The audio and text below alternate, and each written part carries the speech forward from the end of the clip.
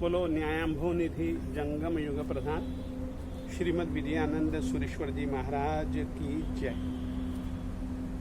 गुरुदेव श्रीमद विद्यानंद सुरेश्वर जी महाराज साहिब जी ने बहुत कष्ट सहे।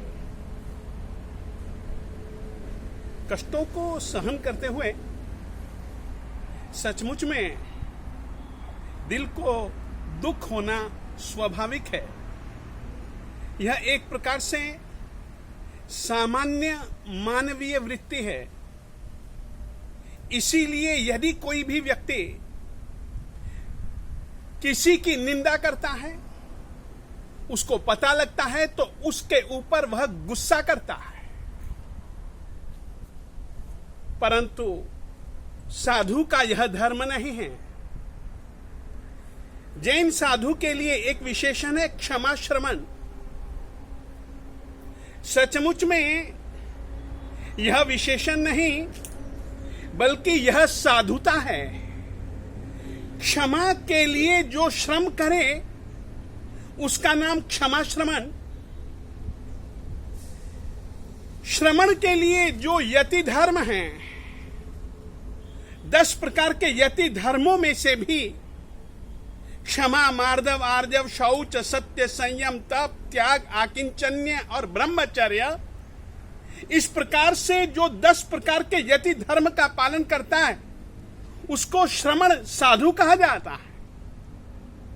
क्षमा कैसी होती है? सचमुच में संत तुलसीदास जी ने कहा है, नवनीत यानी कि मक्खन पिघलता है, उसका गुण धर्म है, परंतु तभी पिघलता है जब आग का स्पर्श हो तो। परंतु संत का जो हृदय होता वो तब पिघलता है किसी दूसरे के दुख को देखता है या दूसरे के दुख की कल्पना करता है। उस कल्पना से या उस दुख को देखने से भी उसका दिल पिघल जाता है। साधु का हृदय कैसा होता है? सचमुच में इसके लिए एक छोटा सा प्रसंग जो कि नवयुग निर्माता में पंजाब के श्री गुरुदेव श्रीमद विजय वल्लभ सुरेश्वर जी महाराज साहिब जी ने बहुत अच्छे ढंग से गुरुदेव श्रीमद विद्यानंद सुरेश्वर जी महाराज साहिब किस प्रकार के क्षमाशील व्यक्ति थे और किस प्रकार से वे चिंतन करते थे साधुता का। ऐसा नहीं, साधुता को कैसे वे जीते थे, इसका एक प्रत्यक्ष उदाहरण पृष्ठ संख्या 334 और यह एक प्रसंग मैं आपको सुना रहा हूं उन्हीं के शब्दों में, क्योंकि उन्होंने बहुत अच्छे ढंग से लिखा है। जिस समय राधनपुर में ही चातुर्मास था उस समय की यह घटना है। उस समय 4 थुई और 3 थुई का कुछ विवाद था। वहां के श्री संघ में तो 4 थुई स्तुति की ही प्रवृत्ति थी। कोई कोई 3 थुई यानी कि स्तुति भी करते थे, जो कि कड़वा मीठा कहलाते थे। आचार्य श्री के चतुर्थ स्तुति निर्णय के निर्माण से 3 स्तुति करने वालों में खलबली का होना स्वाभाविक था।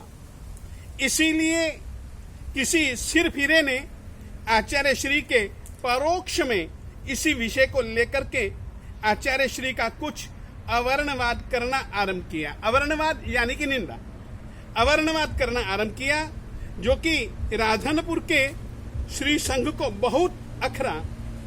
फलस्वरूप संघपति श्री सेठ श्री चंद ने उसे संघ बाहर करने का निश्चय किया।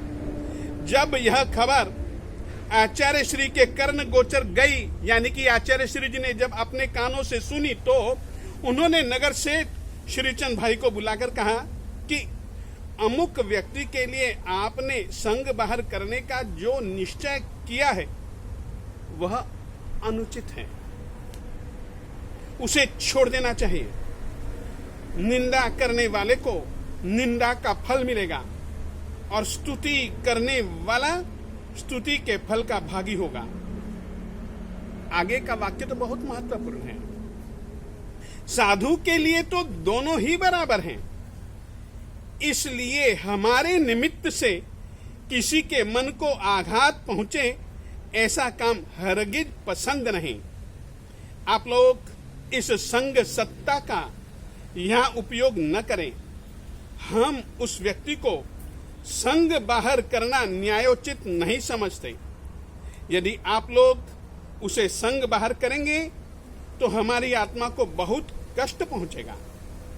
क्या आप संसार में यह प्रसिद्ध करना चाहते हैं कि आत्माराम के चातुर्मास में उसके विरुद्ध बोलने वाले को संग बाहर किया गया? यह तो उस निंदा करने वाले से भी अधिक अवांछनीय कार्य है। इसलिए मेहरबानी करके इस अनुचित कार्य का विचार अपने मन से निकाल दो। स्वमतानुराग के उन्माद में अविवेकी पुरुष बहुत कुछ कर जाते हैं, परंतु विचारशील व्यक्ति अपने न्यायोचित मार्ग का कभी उल्लंघन नहीं करते हैं। सचमुच में वे ऐसे क्षमावीर थे। सचमुच में ऐसी थी उनकी क्षमा भावना, क्षमा को लेकर के साधना। इतने समर्थ होते हुए भी उन्होंने कभी गुस्सा या किसी के भी प्रति वैर भाव रखना पसंद नहीं किया। महाराज श्री के इस प्रवचन से संगपति और उसके साथी बहुत प्रभावित हुए और हाथ जोड़कर कहने लगे, कृपानाथ, उसके वचनों से संघ में कुछ उत्तेजना फैली। उसी के फलस्वरूप उसको संघ बाहर करने का विचार हुआ था, जिसे आप श्री की आज्ञा से अब त्याग दिया है। आप श्री की प्रसन्नता ही हम सबके कल्याण का हेतु है। इस प्रकार राधनपुर का चातुर्मास संपूर्ण करके आपने यानी कि गुरुदेव श्रीमद विद्यानंद सुरीश्वर जी महाराज साहब जी ने अहमदाबाद की तरफ विहार किया। सचमुच में ऐसे तो उनके जीवन में एक नहीं अनेकों अनेकों प्रसंग बने, परंतु जैसी उनकी क्षमा साधना सचमुच में उनके विजय और आत्मा आनंद का कारण थी। यह बात अपन लोग इस प्रसंग से समझ सकते हैं। दूसरी, इस कहानी से एक बात और समझें। भक्त आत्मा अपने एक गुरु की निंदा सुनना कभी पसंद नहीं करता। यह भी बात राधनपुर के श्री संघ से, राधनपुर के अधिकारी श्री संघ भाग्यवानों से अपने को सीखने को समझने को मिलती है। परंतु गुरुजी महाराज साहब जी को भी समझो, निंदक और प्रशंसक दोनों के प्रति एक समान वृत्ति रखना, यह एक साधुता। इस साधुता का उदाहरण गुरुदेव श्रीमद विद्यानंद सुरीश्वर जी महाराज साहब जी ने इन अपने वचनों से दिया और उन्हीं के ही पट्टधर शिष्य विजय वल्लभ सुरीश्वर जी महाराज साहब जी ने इस प्रसंग को लिख करके, इस प्रसंग को याद करके उनकी साधुता की अनुमोदना और उनकी साधुता का एक आदर्श अपने सामने जो रखा है, यह सचमुच में हम जैसे मुनियों के लिए भी एक शिक्षा है, शिक्षा है, शिक्षा है। इतना ही आज के दिन मैं कहना चाहता हूं।